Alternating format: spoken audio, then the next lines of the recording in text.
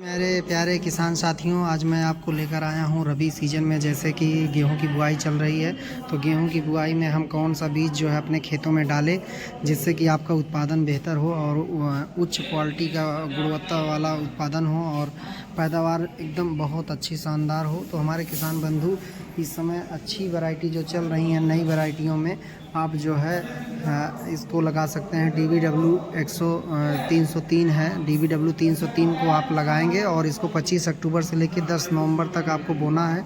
5 से 10 नवंबर तक आपको बो ही देना है।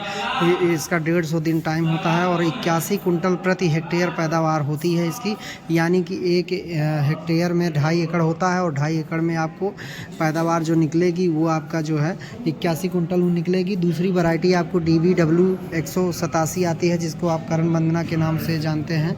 ये आपका सर्टिफाइड सीड है। सर्टिफाइड का जो कलर होता है टैग का, वो नीला कलर होता है और फाउंडेशन का कलर जो होता है वो वाइट कलर का होता है। तो ये DBW 187 है। देखो ये आपका लिखा है DBW 187।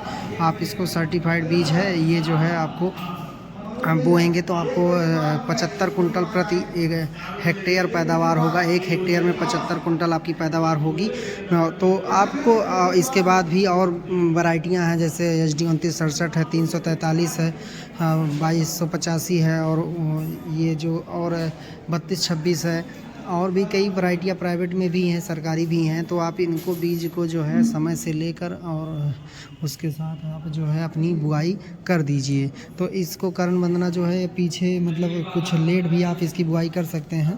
तो आप इसको जो है अच्छे से बुआई कर दीजिए। लेकिन देखिए किसान बंधु, ज़्यादा उत्पादन लेने के लिए आपको कम से कम इसका देख रेख भी अच्छी करना पड़ेगी। यानी कि जैसे आप DAP यूरिया डाल के ही इसका उत्पादन नहीं काट सकते हैं। आपको इसमें जिंक भी डालना होगा, सागरिका डालना होगा, माइक्रोराइजा आता है और इसमें कंपोस्ट भी डालना होता है और इसमें WDG सल्फर का प्रयोग कर सकते हैं। एक बेंटोनाइट सल्फर आता है, उसका प्रयोग कर सकते हैं ये। और इसके बाद मैग्नीशियम सल्फेट है, जिंक सल्फेट है, फेरस सल्फेट है।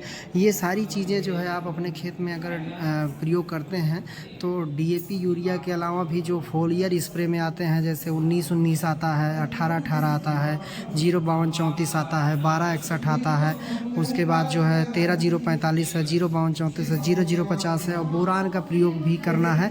ये सब अगर चीज़ें आप अपना देते हैं मेरे कथनानुसार तो आपको भरपूर उत्पादन मिलेगा। लाभ जो है जो आपका 75 कुंटल प्रति हेक्टेयर है या 81 कुंटल प्रति हेक्टेयर पैदावार है, वो किसान आपको साथ ही मिल जाएगी। और आपकी जो कीड़े मकोड़े लगते हैं उनकी भी देख रेख जो है समय से करना पड़ेगा।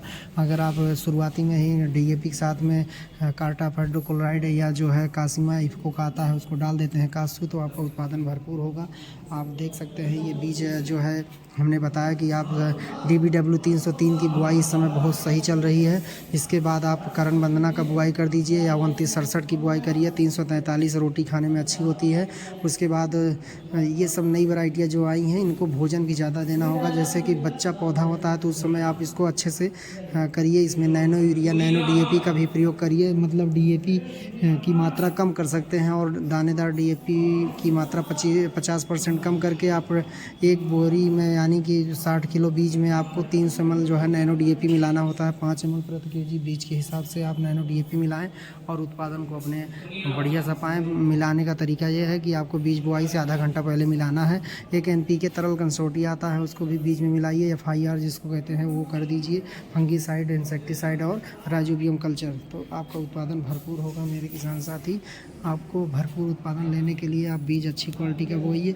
बीज अच्छी क्वालिटी का रहेगा और उत्पादन अच्छा होगा तो आपका पैदावार भी अच्छी होगी। मैंने जितना बताया कि आपको WSF प्रोडक्ट डालना है और सागरिका वगैरह जो भी हमने जैविक खादें बताई वो सब डालना है। केवल DAP यूरिया से ही आप भरपूर उत्पादन ये 80 कुंटल या 90 कुंटल हेक्टेयर नहीं काट सकते हैं। तो मेरे किसान साथी, आपको समझ में आ गया होगा और बेहतर जानकारी के लिए बने रहिए। हम आपको और भी जानकारी आगे शेयर करेंगे। इस समय बुआई का समय चल रहा है, DAP नहीं मिल रही है तो नैनो DAP ज़्यादा से ज़्यादा प्रयोग करिए और आप अपने खेतों में स्प्रे करिए।